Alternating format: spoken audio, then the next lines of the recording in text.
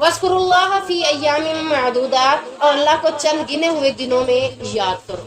یہ چند گنے ہوئے دن سے مراد ایام تشریق ہے. کون کون سے دن ہیں ایام تشریق کے؟ 11، 12 اور 13. ویسے تو ان دنوں میں روزہ رکھنا منع ہے، لیکن کون ان دنوں میں روزہ رکھے گا؟ جو حج پہ گیا ہوا ہے اور اس کے پاس کیا نہیں ہے؟ قربانی نہیں ہے. اس کے پاس قربانی نہیں ہے، قربانی کا جانور نہیں ہے، وہ ان 3 دنوں میں روزہ رکھے گا.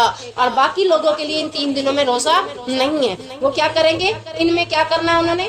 وَاذْكُرُوا اللَّهَ، اللہ کو کثرت کے ساتھ یاد کرنا ہے. بلند آواز میں کیا کرنی ہے؟ ہم حج پہ نہیں گئے، ہم نے ان دنوں میں کیا کرنا ہے؟ تکبیرات پڑھنی ہے.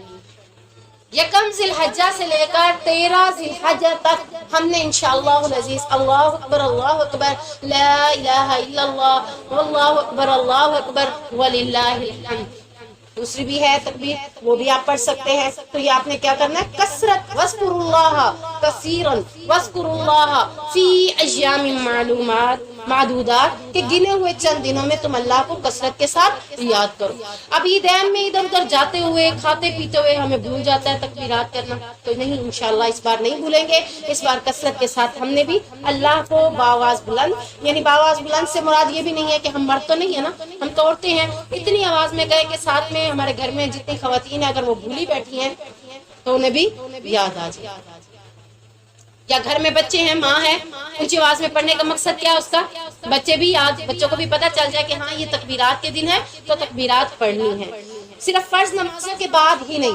عام دن میں کیا دیکھا جاتا ہے؟ مرد حضرات گھروں میں بہت کم تکبیرات پڑھتے ہیں، لیکن فرض نماز میں امام جیسے ہی سلام پھرتا ہے تو وہ تکبیرات کا اہتمام کرتا ہے، تو باقی مرد بھی اس کے ساتھ تکبیرات کا اہتمام کرتے ہیں.